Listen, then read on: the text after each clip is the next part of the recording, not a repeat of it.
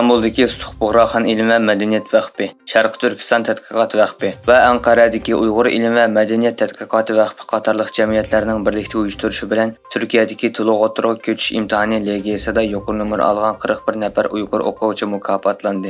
Bu yıl Türkiye'de Tuluq Oturuq Köçüş imtihanında 488 numar alğan 2 Uyghur oquvchi 1. derecelik mükafatga erişken bulup, ikisiga birden Alman markalı xotira kompüteri, 2. derecelik mükafatga erişken 2 oquvchiga birden HP markalı xotira kompüteri, 3. derecelik mükafatga erişken 2 oquvchiga birden Samsung taxtı kompüteri mükafat verildi. Bundan başka imtihanda 400'den yuqur numar alğan 35 oquvchining har biriga 1000 liradan naqd mükafat verildi. Turpan şəhərlik meteorologiya stansiyasından xəbər qilishçə, Turpan şəhəri Edqut rayonu Astani Yesi rayonundakı avtomatik meteorologiya punktinin gözləyişçə 16 iyul saat 19'dan 7 minut ötkəndə temperatura 52,2 Selsiya gradusga yetib, tarixdagi o'xshash mezgildagi eng yuqori temperatura chekidan eshib ketgan. 16 iyul Ürümçi vaqti saat 13'te Turpan Yalqıntaq manzara rayonundaki g'oyat zo'r termometrda ko'rsatilishicha, yer yuzi temperaturasi 80 Selsiya gradusga yetgan. Amerika'nın xalqaralıq uçur texnologiya şirketi Hewlett-Packard bu yıl milyonlagan şəxsi və soda kompüterlərdən işləp çıxarışını Tayland və Meksika qatarlıq dövlətlərə yetkizməkçi bolğan. Ma'lum bo'lishicha, Hewlett-Packard şirketi bu yıl bir qancha milliondan 5 milliongacha kompüterni Xitoydan boshqa davlatlarga yetkazib ishlab chiqarmoqchi ekan.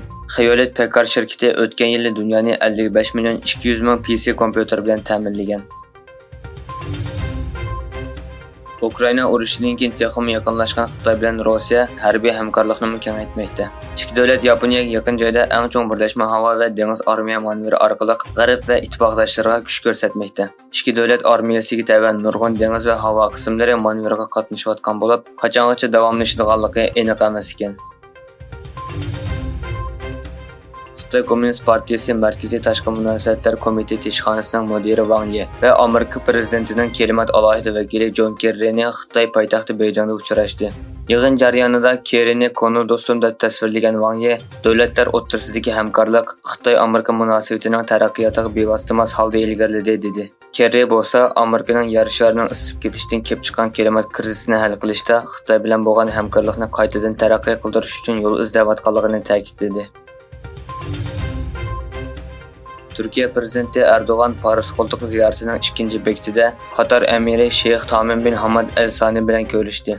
İki rahbarning Lusail ordusida berilgan uchrashuvdan keyin vakillar o'miga o'tirsida yig'in o'tkazildi. Orqadan Turkiya bilan Qatar o'tirsida diplomatik munosabat o'rnatilganligining 50 yillik munosabati bilan birlashma bayonot imzolandi. Amerika'nın dağlıq diplomati Henry Kissinger tuyuqsiz Beyjingda paydo bo'lib, Xitoy Davlat Mudofaa Ministerligining bayonotida Kissingerning Xitoyning do'sti ekanligini aytganligi va Amerika bilan Xitoy o'rtasidagi do'stona aloqaning Amerikadagi bir qism kishilarning Xitoyni yarim yo'lda qo'yishi bilan buzilganligi o'ttirg'a qo'yilgan. Bu ziyorat Kissingerning 52 yil ilgari Xitoyga qilgan maxfiy ziyaratining xotira kuniga to'g'ri kelgan. Qirg'iziston prezidenti Sadir Japarov barliq ma'murlardan qirg'izchani davlat tili sifatida qo'llanishni talab qilgan qonunni imzoladi. 5-oyda Qirg'iziston parlamentining vakillari ma'qullagan bu qonunga asosan qirg'izcha har darajalik davlat organlari, yerlik hukumatlar, korxona, organlar va tashkilotlarning faoliyatida majburiy ishlatiladi.